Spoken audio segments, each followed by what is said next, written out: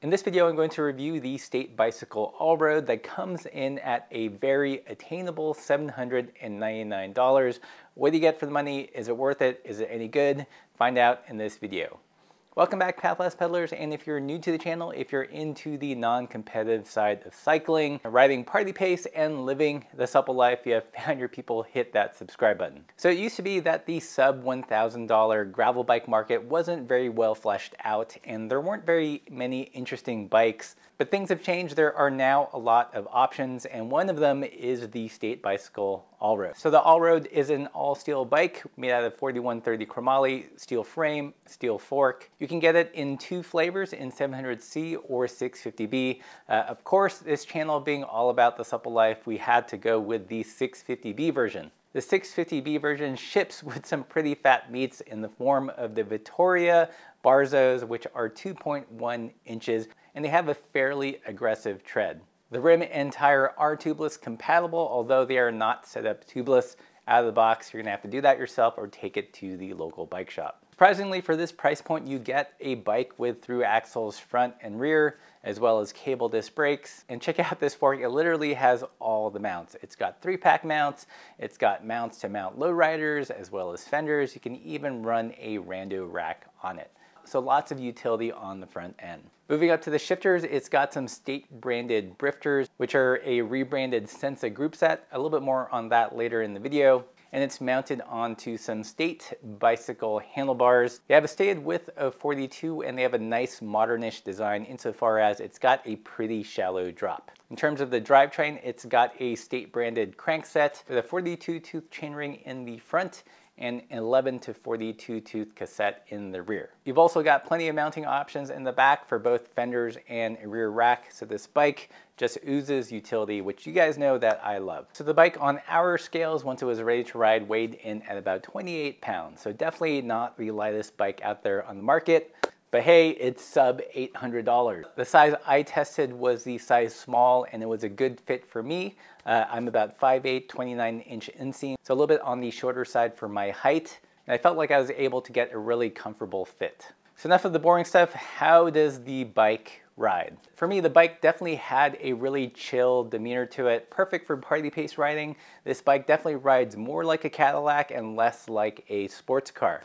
The trail number is around 67, and when you combine that with the long front stem, the front end handling is pretty stable. Moving to the rear of the bike, it does have a longer-ish chainstay at 450. So both the rear and the front, when you combine that together, you get a nice, chill, and comfortable and stable ride. Going over flattish gravel terrain, the big fat meats, as well as just the heft of the bike, just plowed through all the rough stuff. Descending on the bike was an absolute joy. It felt super planted, that long wheelbase, long rear end, and slightly higher-ish trail just made for a really stable descender. Even on chunky stuff, it just kind of mowed through the terrain. I think where the bike probably suffered most was in the climb.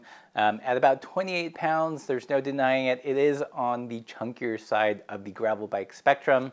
The longer rear end also adds to kind of the lagginess when you're standing and climbing. And overall, it's not helped out by the gearing. You do get 1-to-1, which is fine on a lightweight road bike, but for a bike that is this heavy and just begs to be loaded down with gear to go on bikepacking adventures, I feel like that it should have been spec'd with lower gearing. I don't know how much wiggle room there is to put a larger cassette in the back, but I think shipping it with a smaller chainring, something in the 40 or even 38 tooth range, would have been better for this bike, for the user that might be buying this bike, and for its intended use. So what do I like and dislike about this bike? First big like is the price. At $799, you are getting a pretty interesting bike. It has modernish standards. You can get it in 650B. It's got all the mounts. So while it might not be the perfect bike at this price, it does provide a good platform for upgrades. Another big like is actually the drivetrain and the shifters. The State branded Sensa shifters are a bit of a surprise. They look and feel like Shimano shifters in the paddle, but they shift like SRAM, and they've managed to have it all internally routed. So a really nice, clean looking cockpit. Once it was dialed, I didn't have any miss shifts. And overall, I do like the handling and demeanor of the bike. You have to go into it knowing that it's not going to be the raciest bike out there, but if you like to ride chill or just taking this as a commuter or solo explorer, it's a great riding and comfortable bike. So those are the likes. What are the dislikes? I mentioned I like the shifters. Those are awesome. Wasn't so hot on the actual gear range. Again, it's a heavy bike to start off with. I think a lot of people that would be interested in this bike might be just getting into cycling, so it'd be great to help them out and have slightly lower gearing. And also, it's begging to be taken on some bikepacking adventure. And when you factor in the base weight plus, your gear weight, you definitely want lower gearing. Another dislike are the brakes. They're okay. I think these are the kind of cable disc brakes that give cable disc brakes a bad name. So definitely something to upgrade. And another potential dislike would be the tires. If most of your riding is going to be off-road, mixed terrain, then these tires are great. But if you're going to be doing a lot of pavement riding to get to the off-road riding, then these tires are going to feel a little bit sluggish. They're big fat meats, soft rubber. You're going to feel that drag. So depending on your riding terrain, this might be too much tire, in which case I'd suggest swapping out to something like a WTB Horizon or a smaller 650B tire with more file tread. So overall, I enjoyed the bike a lot more than I thought I would. Totally surprised by the shifters. Those things are pretty awesome. I think for just under $800, you get a great platform of a bike that you can slowly upgrade over time. If you want to drop some weight, there's some easy ways.